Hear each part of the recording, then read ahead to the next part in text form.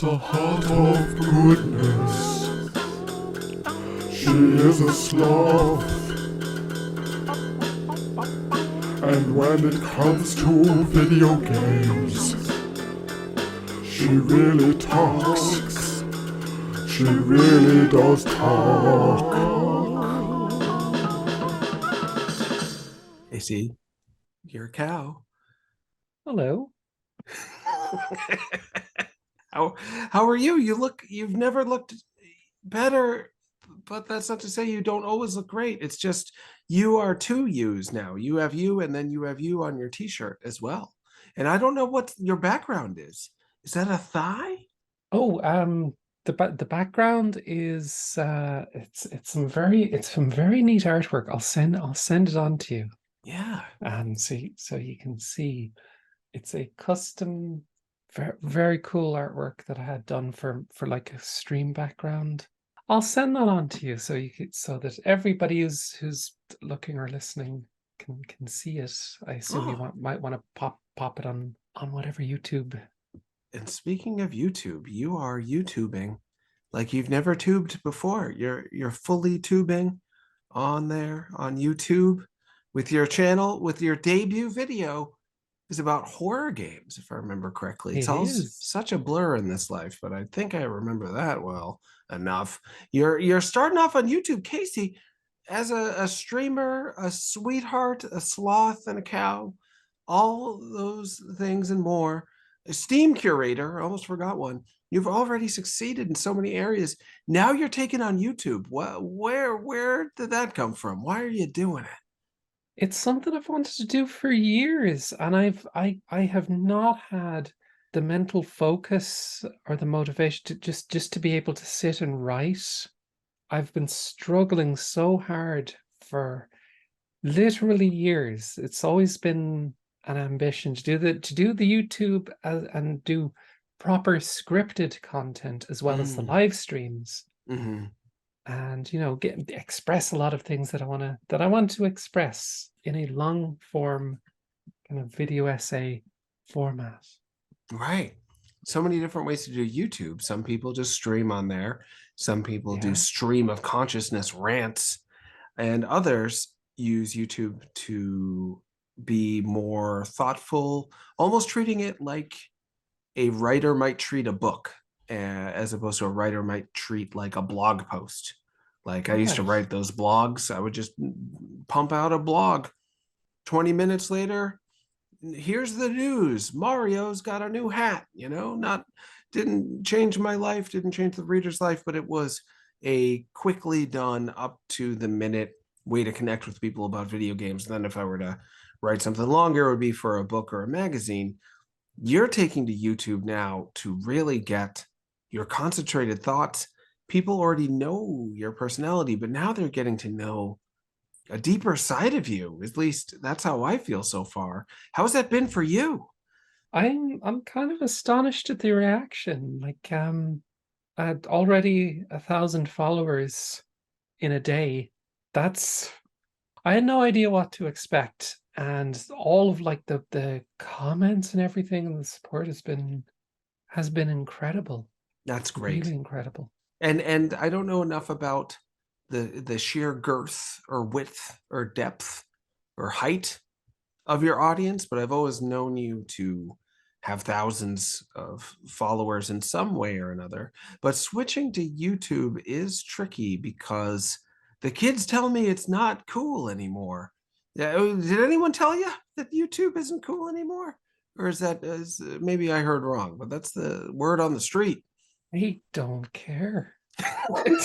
I have never, it's never been a factor in like I don't think I could like pivot to TikTok or something like that, or whatever might be the hit new app. I don't know. It's never been a factor for me. So it's a lot of like content creators that I look up to and whose work I enjoy, and they're all on YouTube and doing YouTube stuff, and that it's always been like, okay, this is what I would like to do. This is what I would like to express. I'd like to do my expression in this format. and it's been a long goal, and I finally did it. And YouTube might not be cool. I might have missed the boat on that, but you know what they say: the best time to start something was yesterday. The next best time is today. That's right. You That's know? right. And I have not seen anyone be able to jump on something the second it's cool because it's cool. By the time you Yeah. know it's cool, it's already less cool. And TikTok is not at its peak as far as I'm aware anymore, and it might get banned and whatnot. That said, you could, if you wanted to. I think the way TikTok works is you could just grab a particularly salient point from one of your YouTube videos Mm. and then just throw it on TikTok too, I guess, and then people will spread that around. It's just sort of a soundbite video app as opposed to YouTube, which is a Yeah. longer form app. Speaking of longer form, how much harder has it been so far to make YouTube videos than it has been to do other things you've made? The difficulty was in pushing past whatever mental blocks that I had that prevented me from concentrating, from just writing. I have been struggling with that for years. I Hmm. could not focus. I could, like, it would be all exactly what I want to say is all up in there, all up in the head there. Mm-hmm. And it's like the engine is going, but the wheels aren't spinning. There's Mm-hmm. something missing in the middle. The drive shaft, the spinamajig that connects the engine. These are technical terminology. There's very, very technical terms. Spinamajig that connects the engine to the wheels. Mm. Something's gone wrong with it. It's missing. I suffer from wandering spinamajig. And I'm sure the suffering will sadly continue, but you got through it well enough to make this video. If you don't mind telling us, how long have you been working on this one, this video about horror games? How long has it been in the works? Well, it's a video about horror demos Mm-hmm. specifically. So it's been in the works since February, and like I struggled a lot with writing, but I managed to push through. I also had to learn kind of a whole new workflow as well. It wasn't just the writing. That was just step one. It was also voice recording. Mm-hmm. I'm very good at doing things live, Mm-hmm. but when it came to like reading scripts, Mm. recording myself and trying to get it right, that is a very, very different kettle of fish from doing it live. It Mm-hmm. is a whole different ball game, whole different kettle of Balls. surströmming. I, It is absolutely a different kettle, though they are related. If you are yeah, able to sit in front of a microphone and try to get a point across, even if it's improv, even if it's stream of consciousness live on Twitch as you do, you at least have a start. But yeah. the self-criticism, my guess, when it comes to your crankshaft and your thingamajig, your whirligig, you you're a wonderful woman and you wonder, am I the best? And you don't wonder for very long because you are not fully yourself. You're just not a ego-driven person, which is part of why people love you so much. You're welcoming and wholesome, though with some bite now and again, but some cute bites. Never mean. I've never heard you say a negative thing about another person in the whole darn world, and I'm sure I probably have. you probably have. I just haven't Don't heard put me on a pedestal here. I my balance isn't great. I'm a bit wob. I might. Yeah, adorable. So, case in So point, self-depreciating to the core. It's a little harder sometimes, I think, for people who have it all up here yeah, and they want to get it out just right, and it doesn't feel quite right, and you don't love your own work so much that you just get off on thinking about how great you are the whole time. Much harder to put stuff out in that way. But now that you've had success with this first video on horror demos, do you think it'll be a little bit easier the next time? Yeah, very much so, because you know, I had to learn as I went, because I didn't just it wasn't just the recording audio, it was recording gameplay footage as well, and Mm-hmm. then editing that gameplay footage, and you know, mixing all these different disparate elements together. And there was some sight gags, little bits that I needed to have in the video for getting a point across. Mm-hmm. So for example, there is a portion where I talk about pre-rendered backgrounds, and I had to get a little bit of footage from the original Resident Evil in there, and Final Fantasy VII, to get my point across. Was that the bit where And you talked about Crow County? Am I dreaming that? Crow Country, yes. Crow Country. Yeah, yeah, yeah. An up and coming horror game by the developers of Tangle Tower and Snipperclips. For if I, That's the one. yeah, yeah. I haven't played Snipperclips, but I've played Tangle Tower, and that is great. They have another upcoming game, like a sequel to Tangle Tower. Mm-hmm. Is it the Mermaid's Tongue? That sounds about right. Yeah, two brothers, Tom Vian, and I can't remember if I'm getting their names right, but they made Snipperclips, which was an adorable Nintendo published Switch game before people knew if the Switch is going to be popular or not. That's very much about two people having to work in collaboration. And the two brothers, I think, intentionally or unintentionally put some of their dynamics into Snipperclips, because it's very much about Okay. two people trying to be like, well, we're family, we have to do this together, but we have different strengths. And that's very much what they developed. Now they're making a pre-rendered looking horror game, Crow County, that is harkening back to an era that I didn't think anyone would ever harken back to. But are you feeling it? Are you feeling Oh, this nostalgia? I'm feeling hugely, Mm, because absolutely. I was a big fan of survival horror in the PS1 era. I loved Resident Evil. I loved Silent Hill. And you know, there's a lot of great game design from that era that kind of got smoothed out of mm, mainstream gaming for a long time. A lot of like genre conventions and mechanics. Like games had more of an action focus. Puzzles kind of went to the wayside a little, mm, and I spoke a little in the video about how much I like tank controls, which mm. is which is a contentious it is a contentious control scheme. I don't know. Where do you stand on tank Oh, controls? I am 100% team tank controls. I don't think I can be scared by a game unless it limits me in some way. And the original Resident Evil not only limits your ability to maneuver, just like I don't maneuver very well in real life. I don't know how quickly you can do a 180 turn. Mine are not that quick. My left and right turn's not that good. I control my body something like a big lumbering tank. I'm something of an oaf, I guess you could say. So I relate with that.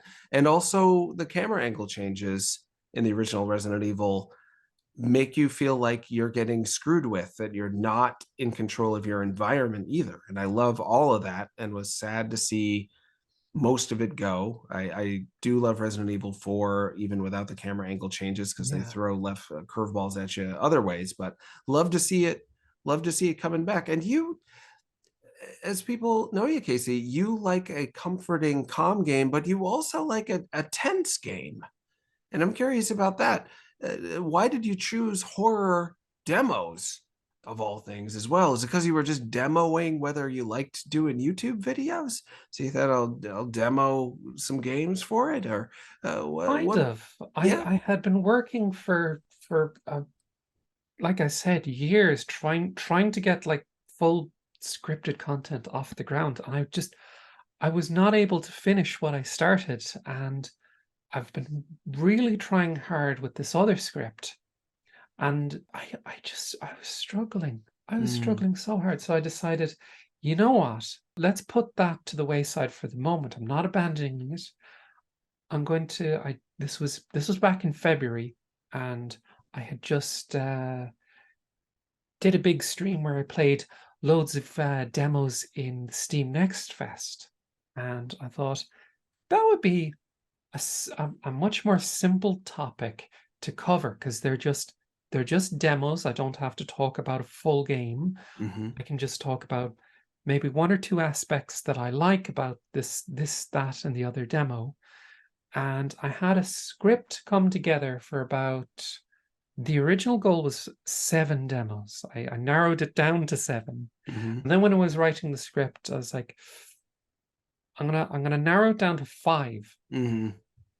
And then came the voiceover and the editing, and Crow Country announced a release date. It was coming in May. That kind of lit a fire under my ass, because I had it all written, what I wanted to say about it, but now I had to get it going. So I kind of aimed to have this done before Crow Country comes out, so I can get my thoughts out and it can hype up the game a little, because I really loved that demo, and I'm really looking forward to that game, and I'm gonna give it a little spotlight. And so that was kind of like first time working with an imposed deadline. There wasn't, not. I seem to crumble whenever I get any kind of deadlines from outside. If somebody wants me to do something and I can't, I crumble. But I had this kind of self-imposed deadline that I had to get this done, and I actually managed to do it. I was shocked that I did it. That's so, yeah. Again, you're not full of yourself at all, but you did love this game and want to see it do well. So that internally motivated you to do it, not so much for yourself, but for the game and the people who made it, which again doesn't surprise me. It can be tricky when finding your motivation moving forward. I'm guessing the other big project isn't something where you have a deadline to get it out in order to help get the word out about a specific game. So how has it been returning to that prior script? I haven't done it yet, because I've been so focused on making this video that I kind of had like a little, I needed a little rest from doing anything now. I might pick it up in a little. The other thing is, I had a load of work already done for a video with 5 demos, and I cut it down to 3 so that I could focus on getting this done and getting it out this month before Crow Country comes out next month. So I have a load of work already done for the next Horror Demos Volume 2. Oh, good. So that's probably going to be the very next video then. Can you give us a sneak peek as to what games you might be talking about in that one? I have the scripts written for a game called Hollow Body and a game called Sorry We're Closed. Huh. I think I've heard of Hollow Body. I've not heard of Sorry We're Closed, I don't think. They're both lean very into the Silent Hill inspiration. And I loved what these demos did. They both took a lot of inspiration from Silent Hill, but they've done radically different things with it. They're very different, and this is what I've written in a bit of what I've written in the script was something about how I'm not looking forward to anything that Konami do with the Silent Hill franchise. What I'm excited about is to see what these little indie studios, these little indie creators are doing with that inspiration. Because I think that they can do radically different things that they couldn't do if it was part of that franchise, part of that IP. They can take that inspiration, they can take everything they like about that, and then they can do little whatever they want that is their own twist on things. And that's what I'm excited for. And I had a wonderful experience of finally playing Silent Hill 2 for the first time. Oh, Because, yeah, I had the first Silent Hill on the PS1, and I never got to play Silent Hill 2 because I got it on the PC and it never worked at the time. yeah. And finally got it. My girlfriend gifted me a copy because my old copy, I don't know where the hell it went. It could still be around somewhere. In a box somewhere. I don't know where it's gone. So my girlfriend surprised me with this lovely little physical edition of Silent Hill 2, and there's a great fan patch, like a community patch called the Silent Hill 2 Enhanced Edition. Google that if you want to play the game. It was very simple. Just install the game from the discs and then apply this fan patch over it, and it worked perfectly. Of course, the original game, it had tank controls. I played through the entire game with tank controls on stream, and it was lovely. It was great, and it was great context for a lot of horror games that I like now, that have taken inspiration from not just Silent Hill, but Silent Hill 2 in particular. Yeah, Silent Hill 2. I'm trying to remember if I played a game that was that focused on like the subconscious and psychological horror and self-loathing and surrealism quite in that way. Twin Peaks was an influence on Silent Hill, if I remember correctly. There were some sort of Twin Peaksy games, but none went as deep into the surreal and the metaphorical as Silent Hill did. And it's absolutely inspired a generation of developers to get weird in a similar way since then. Is that what the big essay is about? Is it about Silent Hill? What's the big? It's not the big essay. Do you really want to know? Or Oh will I yeah, keep it a of secret? course. I mean, it's up to you. What do I want to keep? No, I hate secrets kept from me. I want to know. I've been okay. So I've been trying to write like long form video reviews, and I wanted to do a review of a little game that I really enjoyed, a little horror game called The Excavation of Hobbs Barrow. And I've been, trying to write that, and it's been very difficult to write. To just, not that I don't have things to say about it, but trying to get the things that I want to say out on the page has been such a struggle. So I don't know when that'll be, and that's the reason I've been a bit cagey about saying what the big project was that I was working on, because I have no idea when that's going to come together. My aim for my YouTube channel is, not to be some kind of content mill. I want to work up. This is what I want to work up to, not my initial goal. I want to work up to one video a month. Keep it chill. Keep it relaxed. On top of the same amount of streaming and other work that you do? Maybe. Maybe not. You're leaving it open. Well, I think I could do with a lot less social media. That's true. If you were to cut down on social media and just engage in creating, yeah, you would be. The problem that I found was social media. It is very instant gratification. It's instant dopamine. You tweet something, it starts to get likes. You get instant feedback. Like writing something long form, working on it for months, you're putting a lot of effort in that you don't see that kind of gratification that you've kind of trained your brain to expect with social media. So I think that's somewhere that I've figured out, that's something that's caught me up. That's a thing that I'm going to try and work on. Less social media, and kind of remind myself that it's going to be it's going to be a delayed gratification. Right. And I think that as you are someone who will play a game where you just slowly drive a truck across the snowy plains, and maybe you'll get there. Maybe you won't. It's not really about the destination, it's about the journey. I hope that writing long form becomes a place for you to go and chill.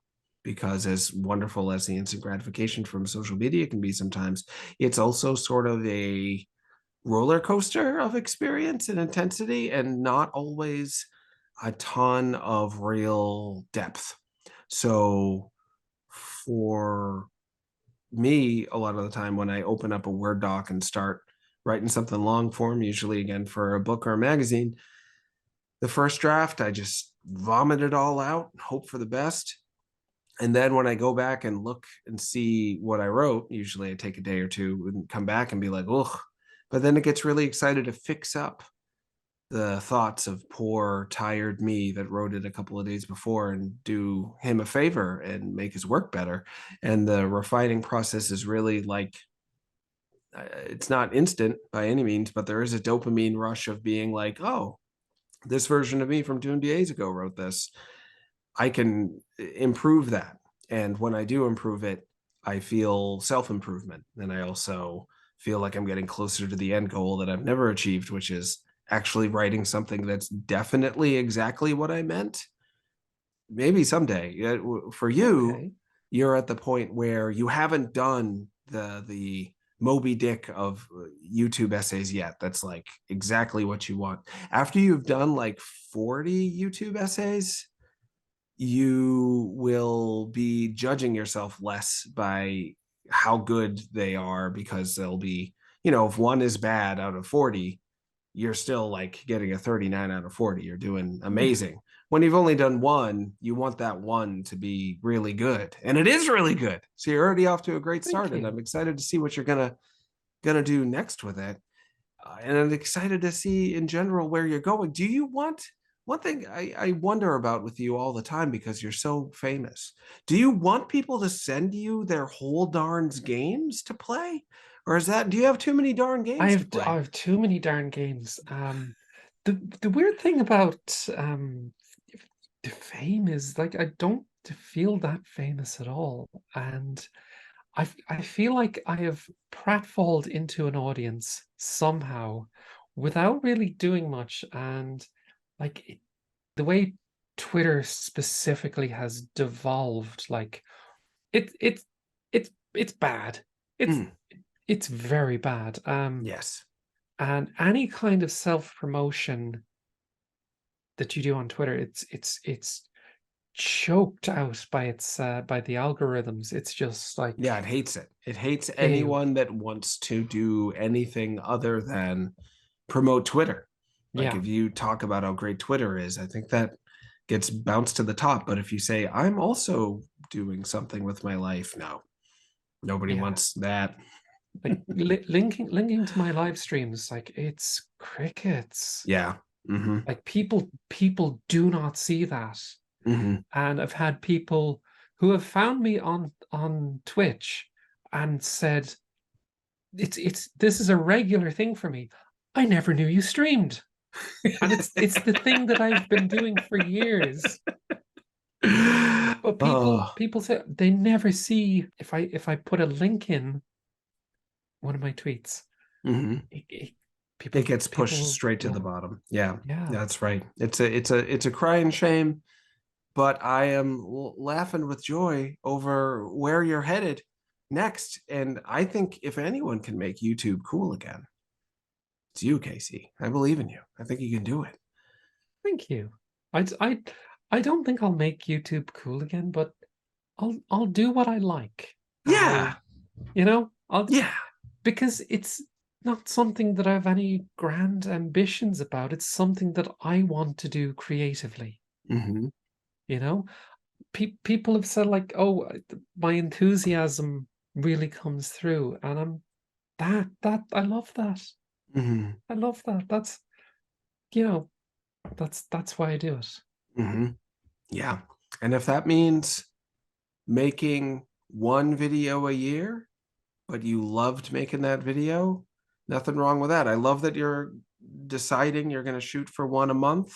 And I also hope you just have fun with no matter what you do. And you know what makes money these days on YouTube? Not that you care about that, but 7-hour long videos. That's not something I'm going to be not going to dismiss the idea. Mm. I just think that's not quite for me. And certainly not something I'm going to be aiming to do.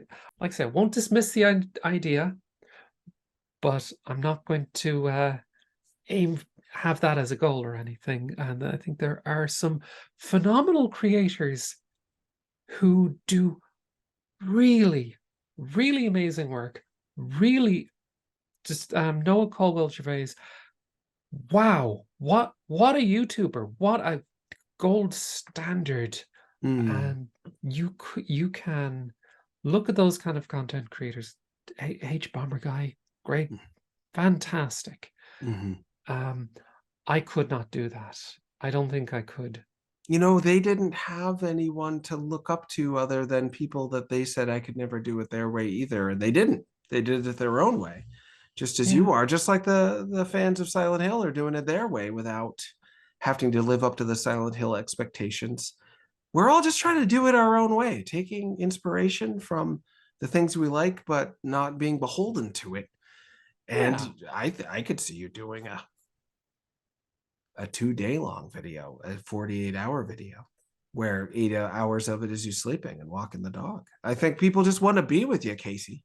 They just want to hang out with you. So any opportunity you give them to do that, they're going to take it. So you've got the world is your oyster, so to speak. You've got them in the palm of your hands or your hooves. It's just a matter of what you're going to do with them. Yeah. Speaking of hooves, why do I have hooves today? Because I lack toes. That's a little cow pun for you. Casey, I couldn't think of a better note to end things on, but I hope you come back again soon. You're welcome anytime. Before I go, Yes. I also want to mention I had some help with the video. Oh yeah. From Zilla, who also works with Stephanie Sterling, who I think you know. Oh yes, Stephanie. I think there's some podcast or something that you're both on that's really good. Oh, really good. Yeah. Great Boston's favorite podcast. son. Yeah. That's the one. The people have been calling a warm bucket. Somebody said your show is like a warm bucket. And I said, is that a compliment? Am I a bucket to you? Maybe, maybe not. Anyway, I'm sorry. You were saying Zilla. Yeah. So I had quite a bit of help from him on the edit. So it was very, very important to me that I learn the editing process for myself so that I can do this. And you know, I've had a lot of people offer their help over the past couple of years when I've expressed that, oh, I'm trying to do this. Lots of people have offered their help, and I've turned down every single one because I did not want to accept help and then through my own inaction let them down. Oh geez. But I finally accepted help, and it was a really great experience because I'd done a load of editing with working with Sony Vegas Pro. That's a tough one, and it was kind of getting to the point where I need help to finish this, and Zilla just knocked it out of the park. Fantastic. So there's a couple of sections of the video that's all his doing, and I had helped out with the thumbnail as well, which was very nice and kind of jazzed up my work a little, and it was a marvelous collaboration. Because I was very, very concerned initially about letting anybody else do work on what I'm trying to express and kind of might take away from what I'm trying to do. And it wasn't at all like that. It was great till it kind of matched the tone of what I was doing with my editing. Mm-hmm. You know, it's just matched that energy, and I was marvelously impressed. So I have to give a big props to Z-Man Zilla. 3 cheers for Z-Man Zilla. And for you, Casey, the Zoom call is about to die, but you got it in there. You got it in your long and loving Z-Man Zilla. So I'm still getting used to the fact that we're on this internet. Zoom calls just die. Yeah, it's got 90 seconds left. Yeah, but I'm just curious. Is that why they call them Zoomers? Are they the Zoom generation? I don't know. I hope not. They hate it.